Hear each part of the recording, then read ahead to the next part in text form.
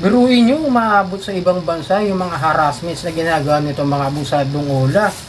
Meron akong member doon sa GC ko na kung saan siyang OFW. No, sa Singapore po siya nakabase. Nakakalungkot lang isipin na pati yung mga employer no kanilang mga OFW na ito ay nadadamay dito sa mga harassments na ginagawa itong mga abusadong ola na nasa Pilipinas. Alright, welcome back mga ka-Johnny. Muli, magandang gabi po sa inyo lahat. At maglalambing lamang po ako sa inyo na bago tayo magsimula ng ating tatalakayin, ay paki-follow po ang aking mga social media account, ang Facebook, TikTok at itong aking YouTube channel. Paki-like na rin po, share at hit nyo na po yung notification bell para updated po kayo sa mga videos na ginagawa natin dito about sa usapang OLA.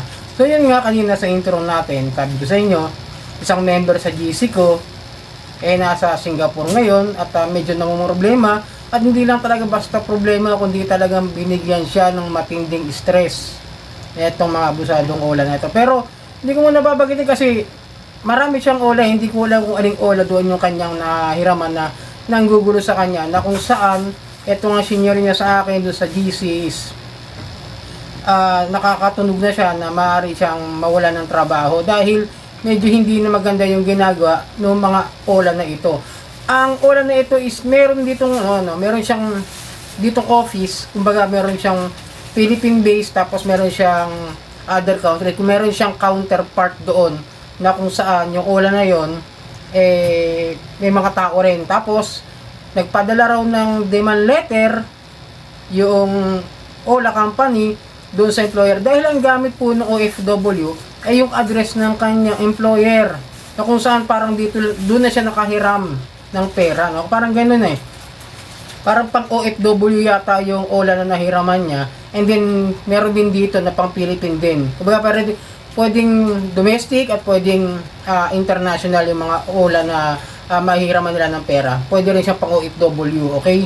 Lilunawin ko lang. Pero kaya ayaw ko muna sabihin dahil hindi ko sure kung alin doon yung mga ola na nahiraman niya kasi ang dami po nung sinabi niya sa akin. And then nung una po nakatanggap po ng fake booking yung kanyang employer na may pinadala raw yung JNT sa kanya kahit wala naman daw in-order. Nagtaka sila kung bakit may order pero wala naman. Kaya nagtatanong yung kanyang employer kung ano yung dumating at binayaran naman daw ng kanyang employer. Nakakalungkot lang na syempre yung OFW nating kababayan hindi alam kung ano yung gagawin, kung ano yung magiging dahilan niya, kung ano ba yung sasabihin niya sa kanyang amo, di ba? Magiging malaking problema kasi talaga yon. Naalala ko yung sa mass filing namin, may nakasama akong ganyan, Singapore based din po siya, napauwi rin, kaya nakasama namin siya sa mass filing dahil nga doon sa mga harassments na ginagawa, na may pumunta raw doon sa employer, may nagpadala nga ng demand letter. Same situation katulad na sa member ko ngayon na medyo kinakabahan na dahil maaari siya mawalan ng trabaho.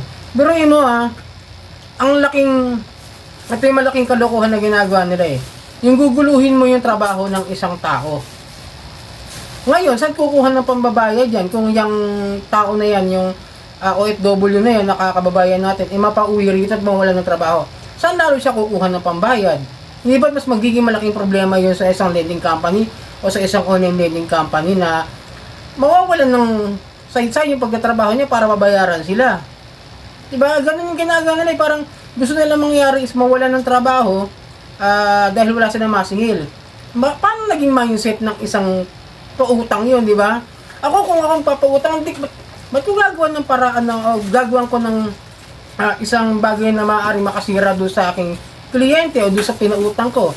Pag pinaalis ko siya sa trabaho niya, mas malaking problema na hindi tayo mabayaran. Diba? Ganun yun. Kaya nagulat ako, naawa naman ako doon sa aking member. So sabi ko nga, medyo mahirap talaga yung sitwasyon niya.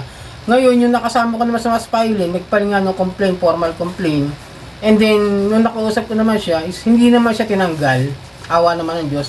Parang pinauwi muna siya rito pansamantala para ayusin daw muna yung problema niya dito sa mga lending company na hiraman niya about that time. Pero itong nga sa member ko sa GC is ibang usapan naman.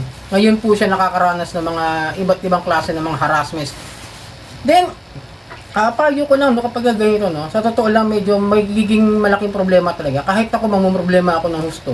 Kung nandun ako sa abroad, OFW, dyan o kung ginugulo ng mga ola, medyo magiging tawag doon, madidepress ka eh. Nagpapadala ka pa ng pera para sa pamilya mo, di ba? Kaya nga ho siya nagtatrabaho sa ibang bansa ay para suportahan yung pamilya niya, yung mga naiwan niya rito sa Pilipinas. Ngayon siguro kung nakahiraman siya sa mga ola, intindihin natin at unawain na nangangailangan pa rin sila ng pinansyal. Kasi hindi naman porket nasa abroad maraming pera yan eh. Hindi po ganoon yun. Halos sa mga tao na sa OFW, nasa ibang bansa, mas doble yung sakripisyo nila. Malayo sa mahal sa buhay, kailangan nila magtrabaho ng halos magpaalipin para sa ibang lahi, tapos mangungutang para lang makatulong o makadagdag ng financial support sa kanilang mga pamilya, sa mga mahal sa buhay, di po ba?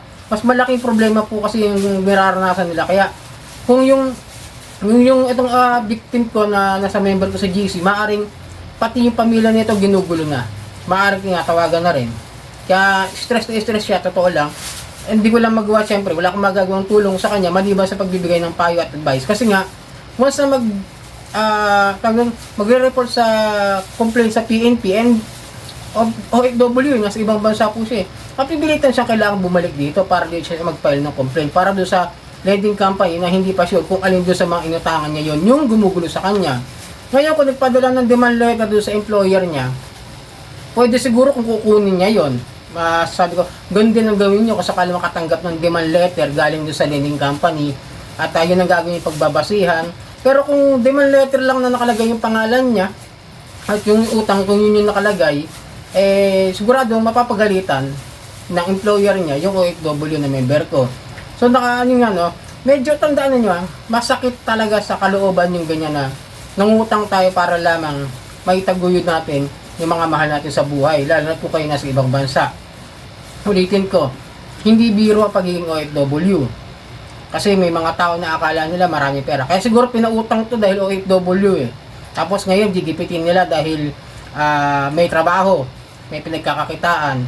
Maaring binuon pa sa utang. Hindi ko sure kung loan shark kasi nga ang dami nang hiraman na utang doon sa mga ola. At parang this year lang naman niya ginawa yun. Siguro nga, sabi kasi hindi naman lahat maganda ang income sa ibang bansa. Sugal din yan. Hindi ka sigurado kung ano mangyayari mo sa buhay mo.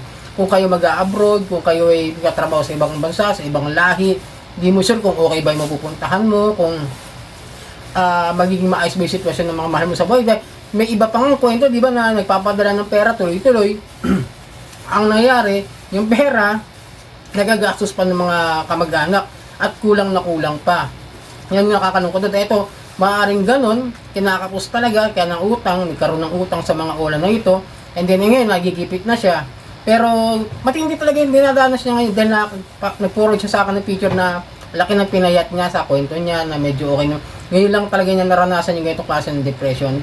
Pero please, tandaan ninyo, kung nagkakaroon talaga kayo ng mga ganyang klase ng problema, wala tayong ibang magagawa, kundi tulungan lang ating mga sarili. Lakasan na lang natin ang loob natin, naharapin natin kung ano man yung napasok natin. Oo, nandun na tayo, nagkamali tayo, nagkaroon tayo ng utang sa mga abusadong ola, yun ang pagkakamali natin. Dahil akala natin makakatulong sa atin, pero bandang huli, yung iniisip natin na nakatulong ng maliit na halaga, naging malaking problema. Kaya hanggat maaari, iwasan nyo na lamang na umutang dyan sa mga loan sharks. Kung napapansin yung mataas ang interest, please, huwag nyo na subukan. Umiwas na lang kayo, maghanap kayo ng iba na mas okay pa, yung mas matagal yung mga long term siguro, o yung medyo mababa talaga interest, at yung masasabi niyo walang masyadong issue. So sana nakatulong ang video ito. Muli, maglalambing lang po ako sa inyo na pakipollow po ang aking mga social media account, ang Facebook, TikTok at itong aking YouTube channel. Maraming pong salamat at hanggang sa muli.